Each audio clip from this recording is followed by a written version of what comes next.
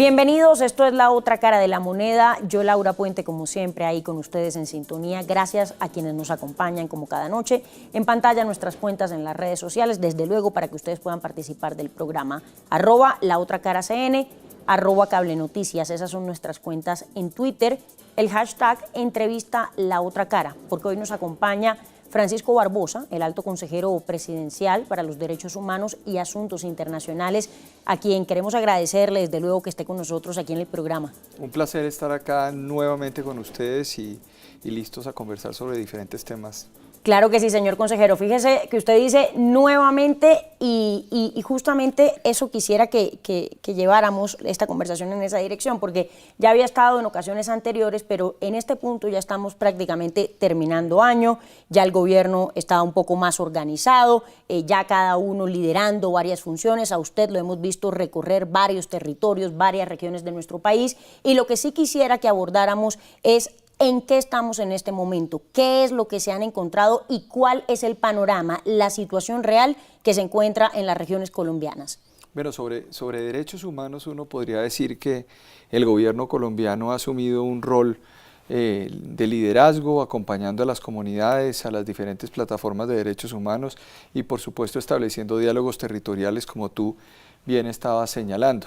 Hemos estado en diferentes territorios. Yo he tratado de liderar este proceso desde los derechos humanos, yendo a lugares donde hay conflicto armado, donde hubo conflicto, donde hubo problemas o donde siguen persistiendo estos problemas, porque además el país tiene unas características, Laura, y es que el país no es unificado desde el punto de vista de las dinámicas de violencia que tiene. Entonces hemos advertido unas situaciones particulares en el Catatumbo, otras en el Bajo Cauca, el sur de Bolívar, en todo el Pacífico nariñense, en Chocó, en Buenaventura, etcétera, que tienen unas dinámicas particulares. Pero hay un elemento esencial dentro de todo esto, y el elemento esencial está en las 200.000 hectáreas de coca que hay en los territorios. Realmente, como lo he dicho ya en varias ocasiones, ese es el combustible que está generando que se produzca una andanada de fenómenos violentos, dentro de los cuales por supuesto está la vida de nuestros líderes sociales, que como usted sabe, recibimos además del gobierno anterior una cifra muy complicada. Parte de esas muertes se produjeron por la inacción del Estado durante ese año y medio después de esa firma del acuerdo de paz entre Juan Manuel Santos y las FARC. Y yo creo que ahí hay un tema muy importante, y es ver nosotros, más allá de esa constatación, de ese estado del arte tan lamentable, que además fue constatado por los relatores de derechos humanos de Naciones Unidas y de la CIDH, de la Comisión Interamericana. Que estuvieron en el país, ¿no? Claro, que estuvieron en el país por invitación del gobierno del presidente Duque, que además hacía 9 años no venían a Colombia, que además es uno de los temas complicados que existía porque no teníamos estado del arte sobre esto. Pues estamos viendo ya todos los procesos que vamos a tener para poder recuperar los territorios, focalizarlo siempre en el marco de unas políticas articuladas de gobierno. Si usted tendría o tuviera que hacer un balance de ese acuerdo de paz, ya conociendo en este momento la situación en muchas regiones de nuestro país, ¿cuál sería? ¿Qué diría? Yo lo que creo es que el acuerdo de paz tuvo varias fases, una fase escrita, digamos, y de desarrollo normativo y legislativo, que generó muchísimas discusiones en el año 2017, se sacaron leyes, se sacaron actos legislativos, pero el esfuerzo, y esto es algo importante para decirle a la ciudadanía, el esfuerzo para poder lograr la paz es llegar a los territorios, y no se llegó, se llegó, Laura. Y aquí, como decía Benito Juárez en el siglo XIX en México, decía que el respeto del derecho ajeno es la paz, y en muchos de esos territorios no hay ningún respeto al derecho ajeno, porque eso es una conjunción de elementos criminales, entre los cuales está el narcotráfico, minería ilegal y otras acciones que están poniendo contra la pared el respeto de los derechos en esos territorios. ¿Cuál es la lógica? La lógica es ir hacia la recuperación de esos territorios con provisión de bienes públicos, pero al mismo tiempo con legalidad y todo eso encaminado a una política articulada de gobierno en donde esté la seguridad, en donde esté los derechos humanos, en donde esté también una política antidroga muy importante Sí. y donde estén además una lucha frontal contra estructuras criminales. Creo que ese es el eje central de esta visión y el gobierno, por supuesto, ya tiene hoy un estado del arte muy complicado, valga decir, que nos dejó el anterior gobierno y que tenemos que enfrentar porque pues es parte de la tarea que se tiene como gobierno. Usted menciona algo supremamente importante, el tema de bienes públicos, porque es que fíjese que es impensable que en pleno siglo XXI estemos en las que estamos en muchas de las zonas o en muchas de las regiones de nuestro país. ¿Cómo va a hacer el gobierno para llegar de esa manera? Porque es que la presencia del Estado no se trata de hombres, de uniformados, de miembros de la fuerza pública únicamente, sino también ese tipo de elementos supremamente importantes que usted acaba de mencionar, pero teniendo en cuenta que hay un gobierno que está diciendo estamos quebrados, el gobierno anterior nos dejó muy mal. Yo creo que son varios temas. Uno de ellos es, y ya lo he empezado a hacer en la alta consejería, y es el traslado a ciertos territorios complejos. Y muchas veces uno llega a los territorios y lo que la gente quiere es tratar de dialogar y de contar los problemas que tiene. Estuvimos justamente el 10 de diciembre en la Macarena. Sí. Y estuvimos en la Macarena discutiendo con la comunidad, discutiendo con los diferentes actores sociales.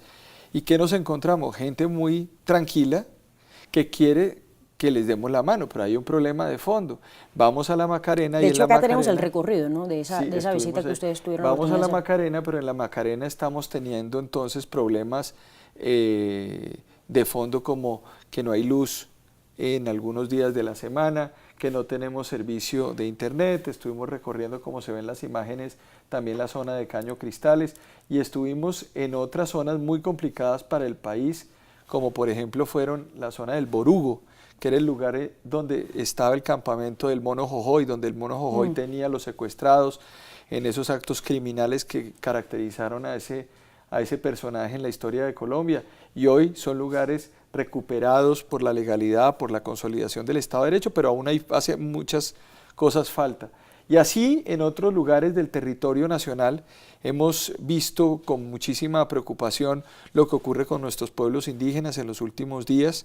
El día de ayer yo me encontré en la zona me fui a la ladera de la Sierra Nevada de Santa Marta, sí, donde está el pueblo Cancuamo, en Chemesqueteme, estuvimos en Guatapurí, estuvimos también en Atanque, que eran lugares a donde evidentemente pues no se podía ir y donde operaba el Frente 59 de las FARC y las autodefensas o los paramilitares en esas zonas. ¿Qué ocurrió? Les han venido quemando las cancurúas, que son los templos ceremoniales. Ya, sí. Me fui con el personero de Valledupar, Alfonso Campo, y estuvimos allá recorriendo lugares, Laura, donde nunca había ido un funcionario de alto nivel. Nunca. Entonces, mucha discusión, muchos papeles, mucha firma de acuerdos en las capitales, poca asistencia a los territorios. Y creo que ahí está el reto de todo esto. ¿Cómo se hace esto?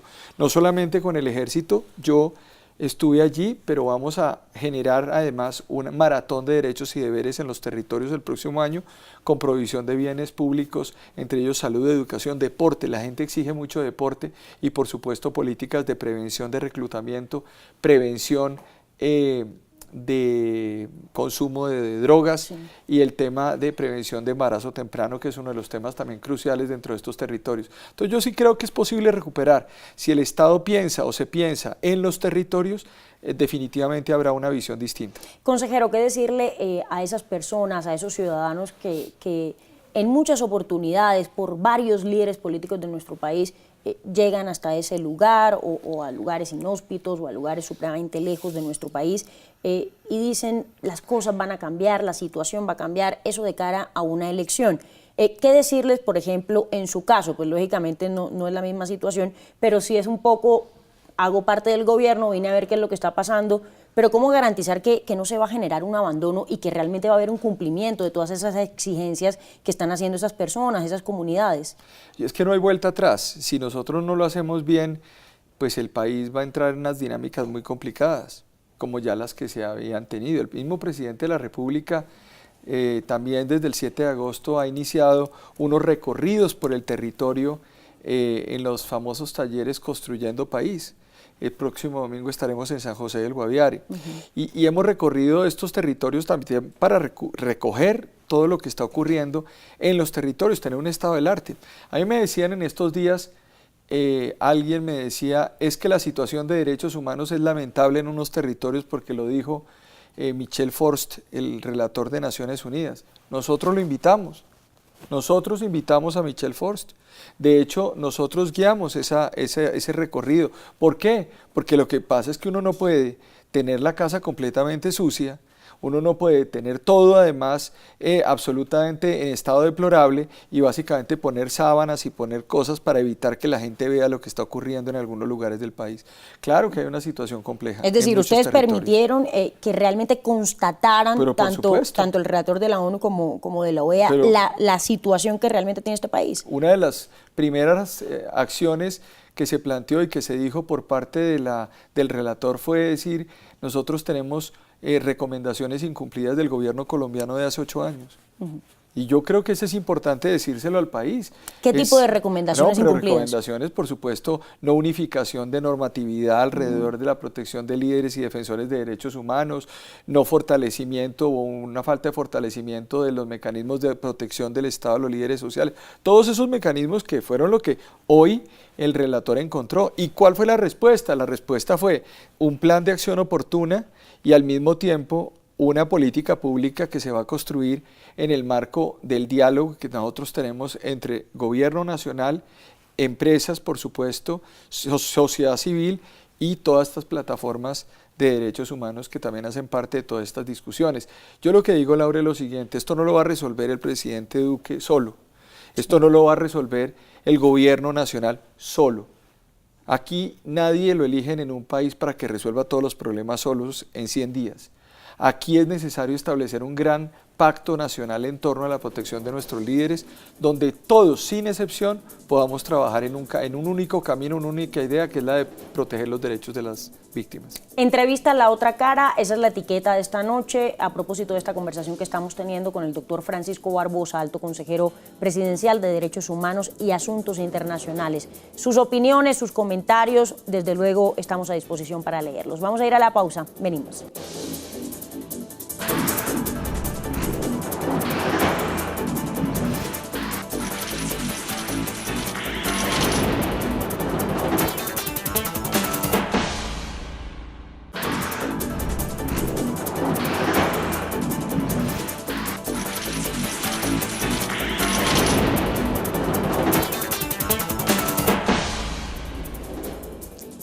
Entrevista La Otra Cara, la etiqueta, el numeral de esta noche en las redes sociales, en Twitter, ahí nos pueden escribir, @cablenoticias, @laotracaracn. Desde luego ha estado su Twitter, también el de la consejería, ¿no? A lo largo del programa, para quienes puedan o quieran enviar sus comentarios o sus preguntas a Francisco Barbosa, el alto consejero presidencial de Derechos Humanos y Asuntos Internacionales. Estábamos hablando de las comunidades, de las regiones, del tema del proceso de paz, cómo va esa implementación, cómo se siente, cómo se percibe en las diferentes regiones de nuestro país. Pero hay otro ingrediente acá, el tema ELN. ¿Qué está pasando ahí? ¿O qué dice la gente más bien en esas zonas de nuestro país? Fíjese que usted mencionaba... Yo le digo lo siguiente. La gente lo que plantea es la necesidad irresoluta de que las actividades criminales terminen y no involucren a la gente. Entonces, cuando estamos hablando de esto, estamos hablando de que la gente hoy está exigiendo presencia de la fuerza pública, está exigiendo presencia de la policía en los cascos urbanos y, por supuesto, también un componente de salud, de educación, de provisión de bienes públicos. Entonces, eso es un tema que hay que combinar. Frente al tema puntual del ELN, que es propio de la competencia del Alto Comisionado para la Paz, del doctor Miguel Ceballos, simplemente digo lo siguiente. Y lo digo además porque es la posición del presidente de la República y la ha manifestado, y el mismo Alto Comisionado para la Paz también lo ha hecho. Hoy el balón está en manos de esa organización. Esa organización tiene que cumplir dos cosas: abandonar todas las actividades criminales y devolver a todos los secuestrados que tienen su poder. Fíjese que el gobierno colombiano ha tenido esa postura muy clara. el presidente de la República lo ha reiterado en innumerables ocasiones y eso es lo que yo podría decirle frente a ese proceso. Claro, entiendo que no hace parte de su competencia directa, pero también la pregunta va hacia cuánto tiempo más habrá que esperar para saber una decisión definitiva en cuanto a esos diálogos con el ELN. Eso está en cabeza del presidente de la República y su alto comisionado, quienes determinarán exactamente los tiempos y todos los aspectos propios de esa posible interlocución, en caso de que la haya. Y la supuesta presencia del ELN o la denuncia que han hecho en territorio vecino, en el vecino país, en Venezuela. Pues eso es cierto, hay unas denuncias que se han venido presentando. Se tiene información de que en el estado Amazonas y en el estado Apure, la guerrilla del ELN tiene una presencia importante en colaboración con ese gobierno, lo que convierte al ELN en un grupo paramilitar de Venezuela, porque colabora con esas autoridades, y eso creo que es un tema muy grave. Nos afecta, por supuesto, en zonas fronterizas. Recordemos que nosotros estamos recibiendo ya más de 1.300.000 ciudadanos de Venezuela en nuestro país. Y ¿La cifra sigue siendo esa, consejero? Nosotros tenemos las cifras. ¿No es mayor? Las cifras nosotros tenemos una cifra oficial y esa cifra oficial además se está constatando permanentemente hoy. Parte del control que ha venido ejerciendo Migración Colombia es el de ir afinando las cifras. Tenemos más o menos unos 350.000 repatriados o personas retornados, si se quiere. Esos retornados más el 1.300.000 de ciudadanos de Venezuela nos da 1.650.000 y puede haber un grupo de personas que no estén identificados. Pero estamos hablando de una cifra muy importante, Laura. Bastante elevada, claro. Muy importante y bastante elevada. Y le digo lo siguiente, en las zonas de frontera, hablo particularmente, que las he recorrido todas porque he estado al frente de este asunto también con la Cancillería, con el canciller Carlos Holmes, pero estamos hablando que ciudades o lugares como en Arauca hay una circunstancia compleja desde el punto de vista de la llegada de estos ciudadanos de Venezuela, pero al mismo tiempo de unas condiciones de violencia muy particulares que se vienen además agravando porque muchos municipios que se denominan PEDET, los famosos municipios de planes de desarrollo territorial que están en cabeza del consejero Archila, están siendo afectados, tocados y alterados por una multiplicidad de municipios fronterizos con Venezuela. Hablo, por ejemplo, donde estuve en La Paz y en Manaure y en la serranía del Perijá, cerca de Valledupar.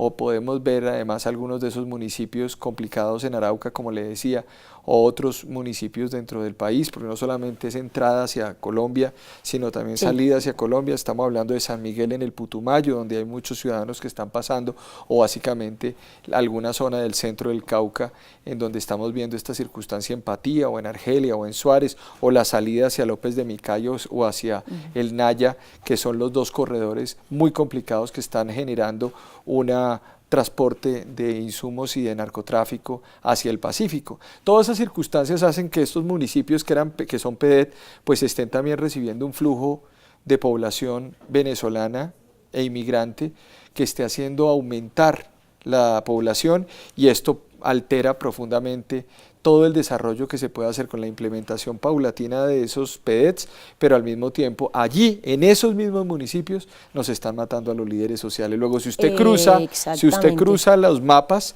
nos empiezan a coincidir, y en algunos casos, como en el Catatumbo, algunos episodios de reclutamiento forzado a menores. Ya vamos a abordar el tema de los líderes sociales, supremamente importante y supremamente delicado, así sigue siéndolo. Pero antes, preguntarle, ¿le preocupa al gobierno colombiano el tema de los aviones rusos en Venezuela? Ha dicho el presidente de la República que esto es un acto inamistoso por parte de Nicolás Maduro.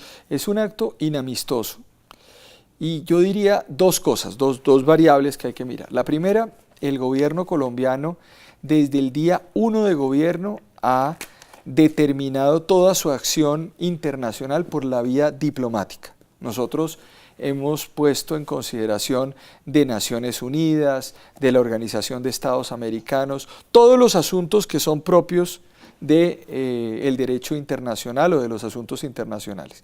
El tema de migratorio, por ejemplo, es un tema que tiene hoy en el corazón de sus preocupaciones a la OEA y a la ONU, que además, conforme una conversación de nuestro canciller Carlos Holmes con Antonio Guterres, secretario general de la ONU. Se nombró un enviado especial para efecto de que pudiese verificar lo que estaba ocurriendo en las fronteras.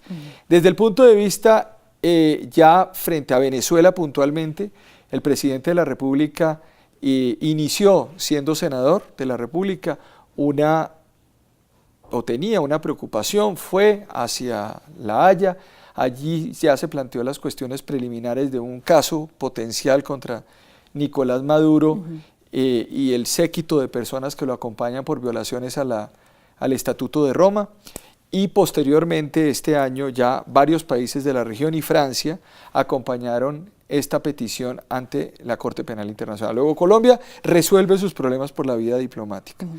Desde el otro punto de vista, estos actos que tiene el gobierno de Venezuela han sido recurrentes en la historia de ese país, básicamente como un fenómeno también para legitimarse, porque recordemos el señor Maduro, que no fue elegido democráticamente, que es un sátrapa, que hace parte de una comunidad que no hace parte de la comunidad de naciones democráticas de la región, pues se posesiona en el cargo de presidente dentro de un mes. Sí. Entonces lo mejor que puede hacer es, después de estar aislado en el planeta, pues inmediatamente lo que hace es mostrar un acto de fuerza que seguramente ya tendrá fin en la medida en que, como lo recordó hoy el gobierno de los Estados Unidos, esos aviones saldrán de territorio venezolano prontamente.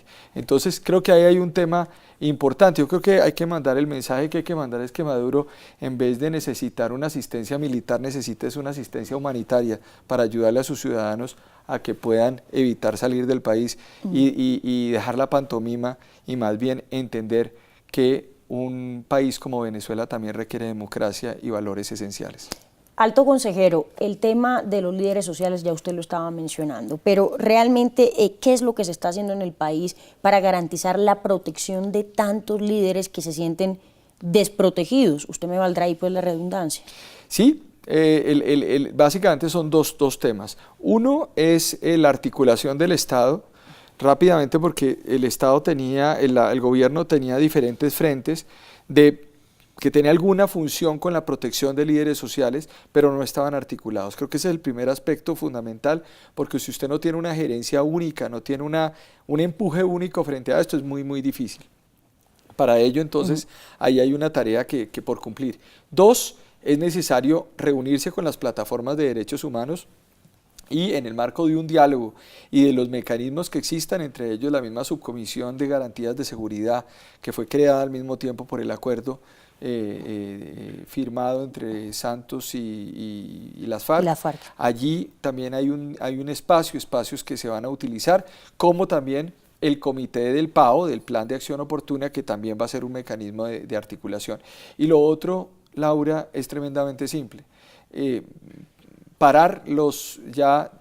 Frenar la redacción de documentos y proceder de forma inmediata, como ya lo empezamos a hacer, a trasladarnos a las regiones para poder dialogar y para que nos vean. Yo lo que digo es que aquí debe haber, nos vean, pero no de forma transitoria, no un funcionario que pasa de un lugar a otro, claro. Lo que nos llamaban, lo que nos decían el otro día, me lo decía un ciudadano en Tumaco y me decía, doctor, lo que pasa es que aquí lo que hay son una especie de festival de los chalecos, porque cada entidad viene con su propio chaleco y después a los 3, 4, 5 días se va. Y todos dicen, vamos a hacer. Y a los 15 llegan otros, contratados además por las mismas entidades, a decirles exactamente lo mismo, y entonces se continúa, es una especie de propensión a la inestabilidad de los territorios. Yo creo que se requiere un poco más de reflexión sobre qué tipo de permanencia requerimos en los territorios, porque es la única forma de garantizar también una estabilidad territorial en Colombia. Claro, y de acción, que es lo que pide la gente. Por último, preguntarle lo siguiente. Han dicho desde la consejería